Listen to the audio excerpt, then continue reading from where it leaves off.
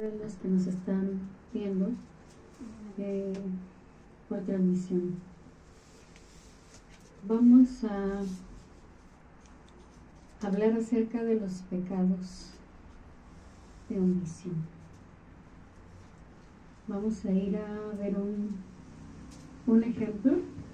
Vamos a pasar al Primera de Samuel 2, del 12 al 17.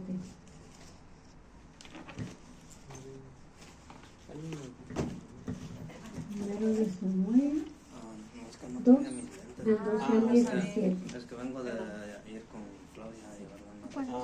¿Samuel qué? Primero de Samuel 2, del 12 al 17. Amén.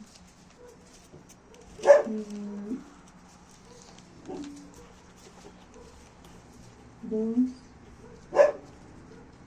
del 12 al 17.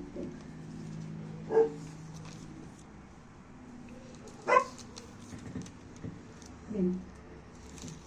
Amén. ¿Me pueden leer el que traiga la versión Reina Valera, por favor? Sí.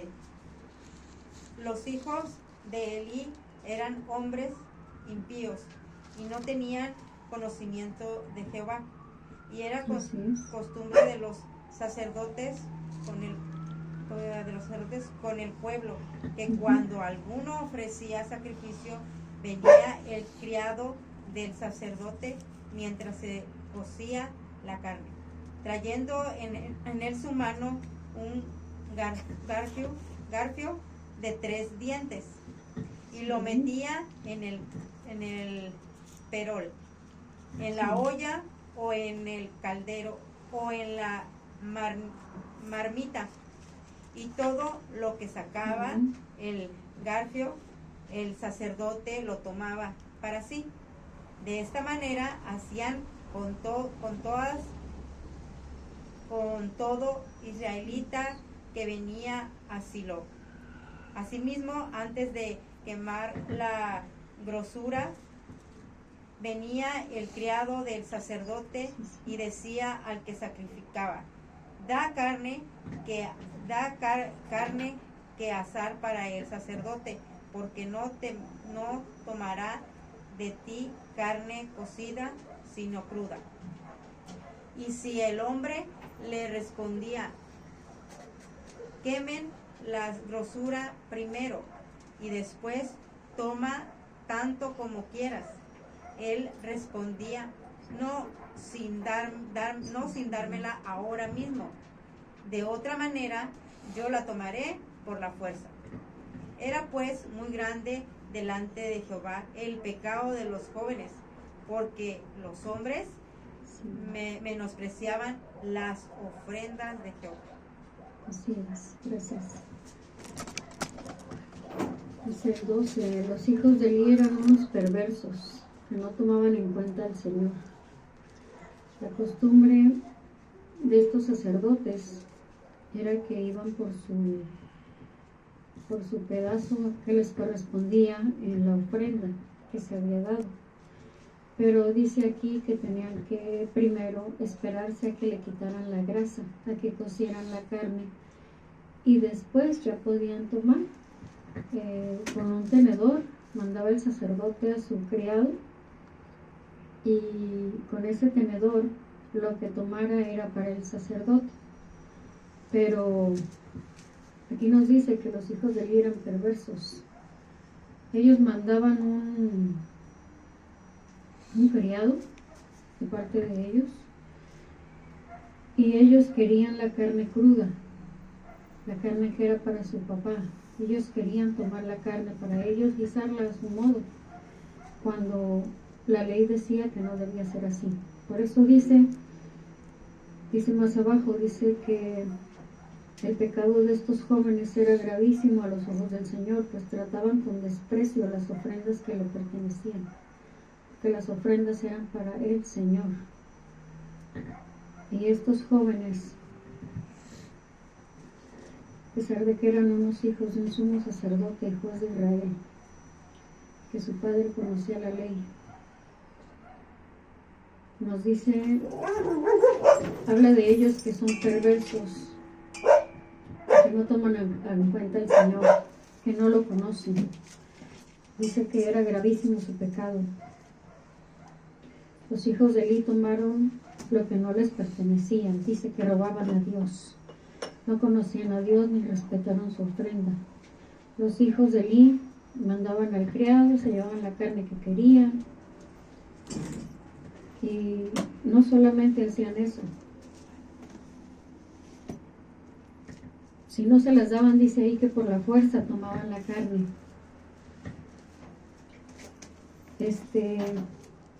Además de la carne que ellos tomaban indebidamente de la ofrenda, también tenían relaciones con las mujeres del templo, en el mismo templo. Y ese era otro pecado muy grave, que su padre no ignoraba. Desgraciadamente, el sacerdote Elí conocía todo esto. Él conocía todo lo que hacían sus hijos, él conocía, además del pueblo entero, que conocía también lo que hacían y cómo se comportaban. Entonces, al no hacer nada contra esto, lo que estamos viendo aquí es que él participaba de los pecados al no hacer nada, al solapar, al estar pues diciendo, oh, pobres de mis hijos, se portaron mal. A lo mejor le pedía al Señor perdón, a lo mejor, pero no hacía nada y él sabía que estaba mal, porque él conocía perfectamente la ley de Dios. Dice un dicho mexicano, tanta culpa tiene el que mata a la vaca como el que le detiene la pata. Si nosotros estamos callando el pecado de nuestra familia, el pecado de alguien que sabemos que afecta cualquier tipo de pecado, estamos siendo partícipes de ese pecado, como un pecado de omisión. Y desgraciadamente este sacerdote estaba haciendo eso. No se daba cuenta que al obrar así, pues sus hijos estaban siendo condenados a morir. Estaba poniendo primero a sus hijos, escogiendo primero a sus hijos que a Dios. En lugar de serle fiel a Dios y a la palabra y a la ley que él ya conocía, él prefería cobijar el pecado de sus hijos, ignorar el pecado de sus hijos y seguir la vida como si nada pasara. Y cuando conocemos cualquier tipo de diferente pecado, conocemos todo, una mala acción, algo que se haga sin actuar, somos participantes de un pecado de omisión también. Simplemente el no hacer lo correcto también, porque sabemos qué es lo correcto, qué es lo que debemos hacer, y también el no hacer lo correcto nos lleva a hacer un pecado de omisión. Estamos actuando mal y estamos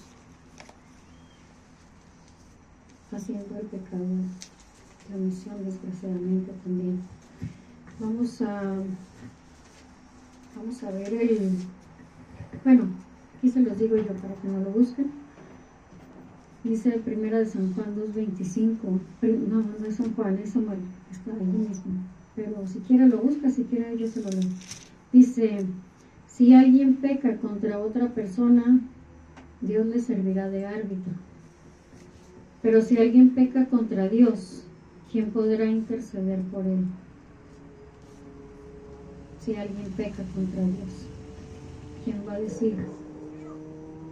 ¿Quién se va a poner contra Dios? No se puede uno poner, porque Dios hace, Dios juzga y Dios decide. Vamos a pasar a ver Lucas 10. Lucas 10, del 30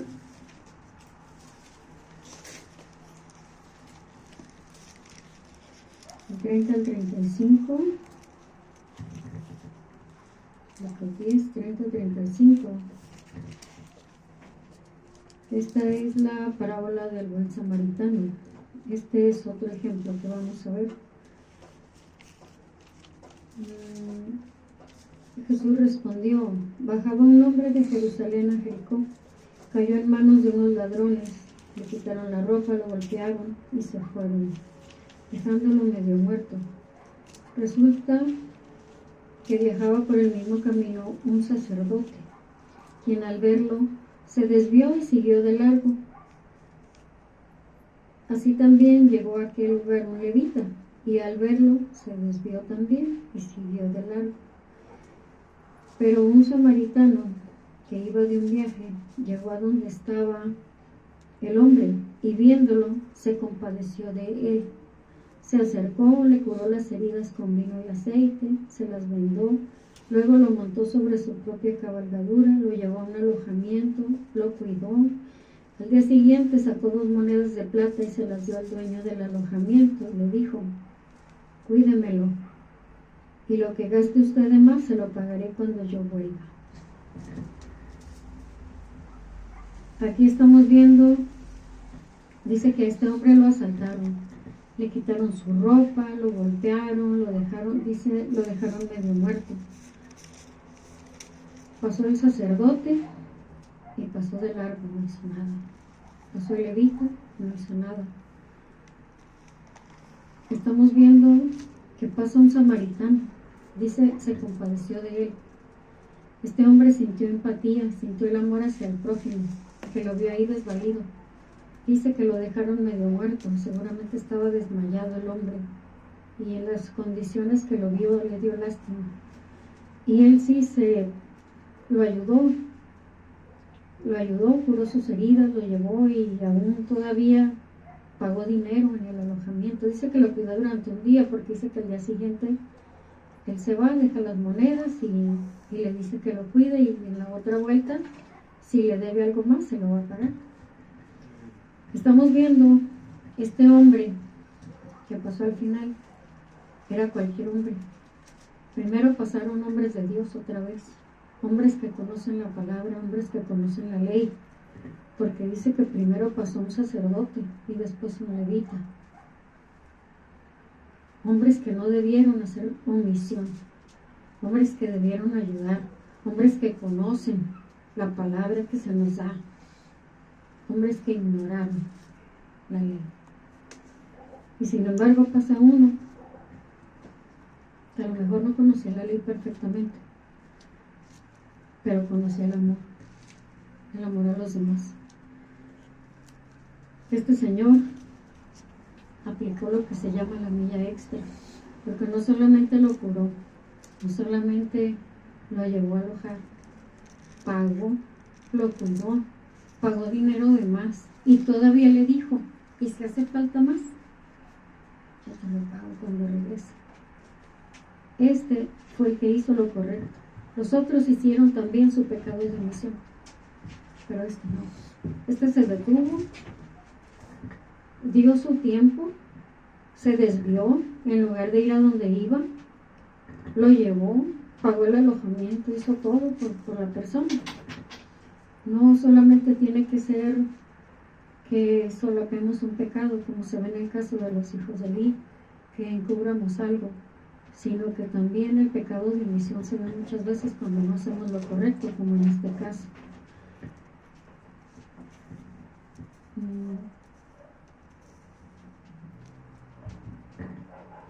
Y desgraciadamente pecamos más cuando, como estas personas que conocen la ley y la palabra, no lo hacen. Como nosotros que conocemos lo correcto, conocemos la palabra, a lo mejor no a la perfección, pero lo básico lo conocemos, porque conocemos casi todo acerca de Jesús. Y muchas veces sin querer también caemos en algún pecado de omisión. Tenemos que tener cuidado de no hacer esto.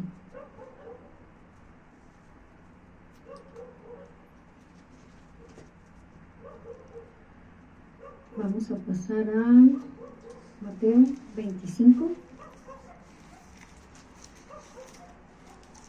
Mateo 25.